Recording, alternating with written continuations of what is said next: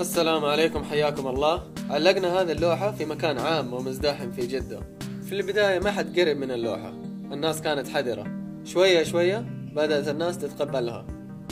طيب هذا أول زبون، والشيء الحلو إنه أعطى الفلوس للولد المحتاج اللي معاه. 10 ريال راحت.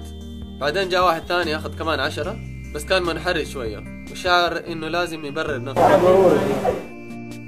وواحد من هذول الشباب كان نفسه فيها واصحابه بيشجعوه. لما اخيرا قرر انه ياخذ الفلوس، صاحبنا الزبون الاول صيح فيه وقال له يرجعها عشان ياخذها لنفسه.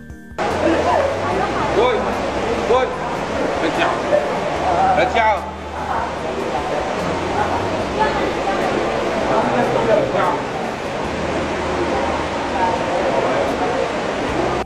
طيب باقي 5 وريالات. مر وقت قليل ورجع نفس الولد واخذ 5. اخذ لفة وبعدين رجع كمان واخذ 5 ثانية. ما شفنا الولد بعد كذا. وجاء هذا الاخ اخذ 5 بالخير والبركة.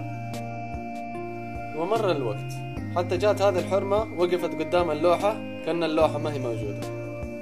بس بعدين جات مفاجأة جميلة. جاء شخص مجهول وتبرع بفلوس وحطها على اللوحة.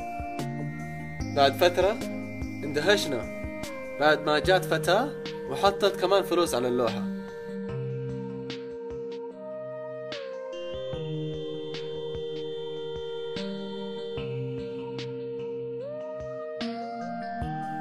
والمفاجآت تستمر بظهور شخص ثالث ليتبرع بفلوس على اللوحة.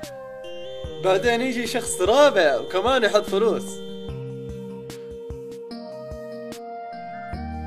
وكده وقفنا التجربة وفاقت توقعاتنا. الدنيا لسه فيها خير. إذا عجبكم هذه التجربة لا تنسوا تعطونا لايك وسبسكرايب وتنشروا المقطع حتى نسوي المزيد إن شاء الله. يلا مع السلامة.